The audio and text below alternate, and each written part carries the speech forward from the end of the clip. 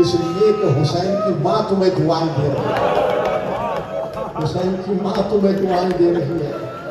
کہ دیکھو میرے جوان کٹ گئے، تمہارے جوان سلامت ہیں، میرے بچے مارے گئے، تمہارے بچے سلامت ہیں، میرا بھرا گھر اجڑ گیا، تمہارے گھر آباد ہے،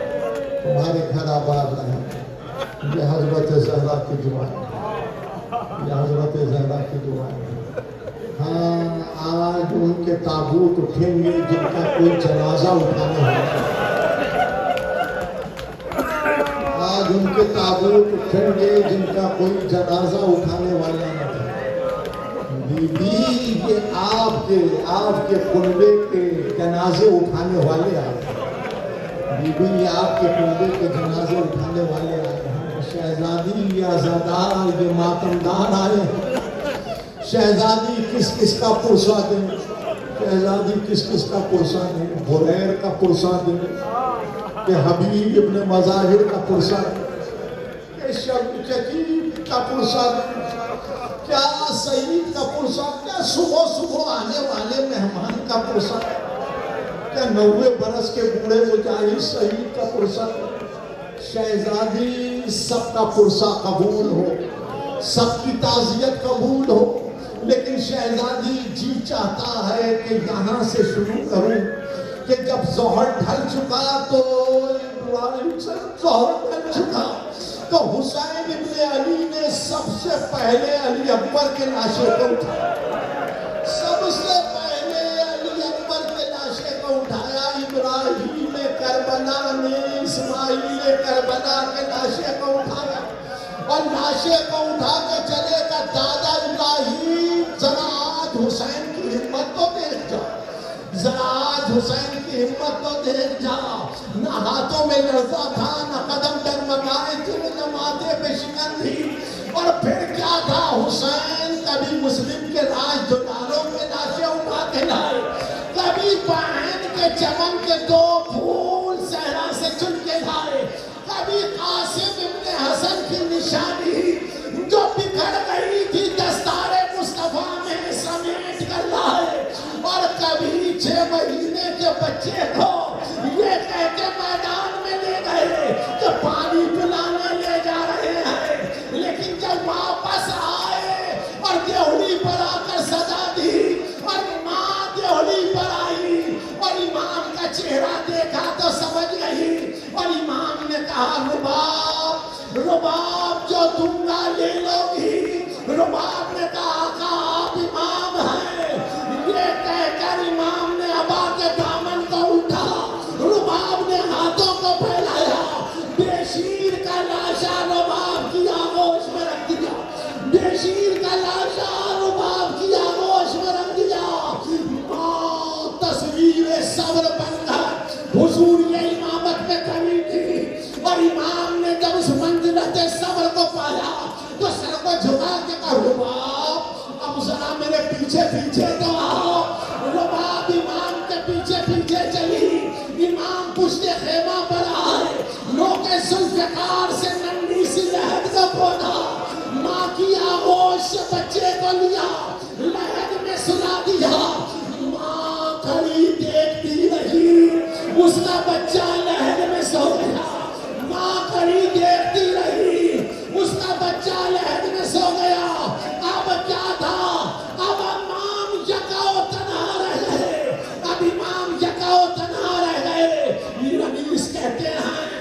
بھائی نہ تھے رفیق نہ وہ نور عین تھے، بس 2 بہنیں رونے والی تھی اور ایک حسین تھے، امام آخری رخصت کو خیمہ گاہ میں آئے، بیبیاں 2 راہ قطار لگائے کھڑی تھی، امام چلے سلام کرتے ہوئے چلے، سلام کرتے ہوئے چلے، جب سواری دیوڑی پر آئی کانوں میں دھیمی سی صدا آئی، بھائی ذرا ٹھہرو، بھائی ذرا ٹھہرو، مڑ کے دیکھا تو پیش نگاہ زینب دلگیر کھڑی تھی، بہن آگے بڑھ کے بھائی کا بازو تھاما،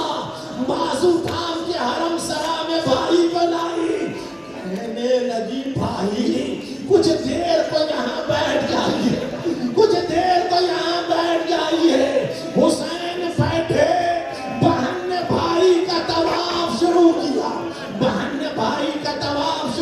دیا. نہ جانے کیا خیال آیا, نہ جانے کیا خیال آیا, یکدم حضوری میں زانوئے ادب طے کیے اور جھکتے ہوئے دونوں ہاتھ بھائی کے دوش پہ ڈال دیے, کہنے لگے اور بھائی کے خوش حلقوم کے بوسے لیے. عزیزوں, حسین جیسا صابر انسان گھبرا کے کھڑا ہو گیا, شانے پکڑ کے بہن کو اٹھایا. کہنے لگے بہن عجب وقت میں اماں کی بات یاد آئی, عجب وقت میں اماں کی بات یاد آئی, ہمیں بھی ایک بات یاد آئی ہے. یہ کہہ کے آگے بڑھے اور بہن کے بازوؤں کے بوسے دیے, کہنے لگے بہن اب یہ کنبہ تمہارے حوالے ہے, اب یہ گھر تمہارے حوالے ہے, اب امیر کارواں تم ہو, اب سید سجاد تمہارے حوالے ہیں. یہ کہہ کے خیمے سے باہر آئے, حسرت و یاس سے آواز دی, ہے کوئی مجھ غریب کی سواری کرانے والا. زلجنا گردن ڈالے ہوئے قریب آیا. امام حسرت سے کبھی داہنے دیکھا, کبھی بائیں دیکھا, نہ جوان بیٹا رہا, نہ برابر کا بھائی رہا, خود سواری پہ سوار ہوئے. اب زلجنا میدان کی جانب چلا, جدھر جدھر سواری جاتی بہن کی مزتر نگاہیں بھائی کے ساتھ ساتھ تھی, بہن کی مزتر نگاہیں بھائی کے ساتھ ساتھ تھی. لیکن ایک منزل آئی جہاں آفتاب شرما کے ڈوب رہا تھا, ہوائیں تند تھی, زمینیں کرب و بلا لرزہ کنا دی, گھبرا کے خیمے میں آئی. سید سجاد کا شانہ ہلا کے کہا, بیٹا تمہارے بابا نظر نہیں آتے, بیٹا تمہارے بابا نظر نہیں آتے. بیمار نے غش سے آنکھ کھولی, کہا پھوپھی اماں ذرا سہارا دیجیے. بیمار بھتیجے کو سہارا دیکھا,